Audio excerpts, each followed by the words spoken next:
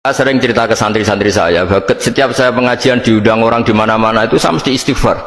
Karena nggak ada pilihan. Saat saya datang ke pengajian di Sulawesi, misalnya saya tinggal ngaji di sini. Saat saya ngaji di sini, ninggal undangan yang di sana. Hidup itu udah banyak pilihan, meninggalkan kebaikan, melakukan kebaikan. Artinya gini, dalam kebaikan saja ada kebaikan yang ditinggalkan. Apalagi dalam kejelekan. Makanya di sini ada pepatah terkenal dalam ilmu tasawuf tuh, wastighfaruna yahtaju ilal istighfar. Saat Anda baik saja butuh istighfar.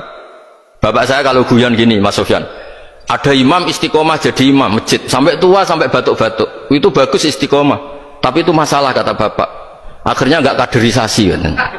Itu istiqomah apa nggak mau diganti orang lain ya? Ada kiai dai di mana-mana, itu mesti orang muji, oh itu dai di mana-mana, laris nggak pernah di rumah, pondoknya pasti bubar itu karena ditinggal. Jadi kebaikan seperti ada orang sering sowan kiai, wah itu malah lebih masalah lagi kan? Kadang kiainya pas istirahat, yang disalamkan template uang jatah susu anaknya. Hari itu waya tagihan malah lari sowan kiai. Dan harusnya di rumah ada berdoain tagihan listrik entah apa. Jadi makanya di hikam itu terkenal kata-kata manusia itu siapa? Manusia itu mangkanat mahasinuhu masawiyah fakih falatakunu masawihi masawiyah.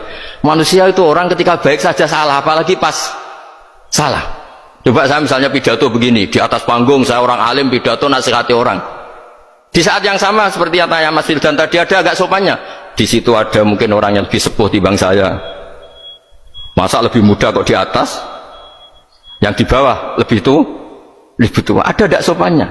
Mau nggak pidato disuruh, mau di atas disuruh, nggak sopan sama yang.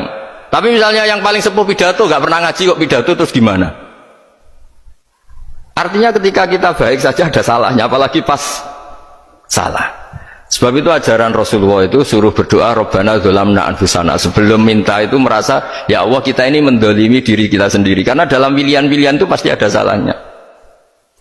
Coba misalnya Anda bangun masjid habis 2 miliar. Yang harusnya 1 miliar sudah jadi. Terus nanti suatu saat ketemu Allah ditanya, itu ada orang miskin, fakir miskin, yatim. Andai kan kamu sumbang 1 miliar itu sejahtera semua. Gara-gara kamu bangun masjid terlalu mewah. Ya tapi kadang-kadang orang kebaikannya itu orientasinya bangun masjid, gak tertarik nyumbang fakir. Saat itu cara berpikir gitu mau apa? Tapi kalau dia mau luhur manusia terbaik karena bangun masjid 2 miliar, coba diaudit secara kepentingan syar'i. Penting mana dengan ngasih makan fakir miskin? Penting mana dengan menikahkan janda misalnya? Penting mana dengan pendidikan? Apa artinya masjid mewah orang nggak tahu halal haram, nggak tahu najis, nggak tahu cara sesuci, nggak tahu cara adzan yang benar. Terus penting mana untuk beli kitab sama dipakai masjid? Apa artinya beli kitab apa tapi nggak makan? Penting mana makan sama beli kitab? Ada auditnya. Makanya manusia itu ketika baik pun disuruh istighfar, apalagi ketika salah.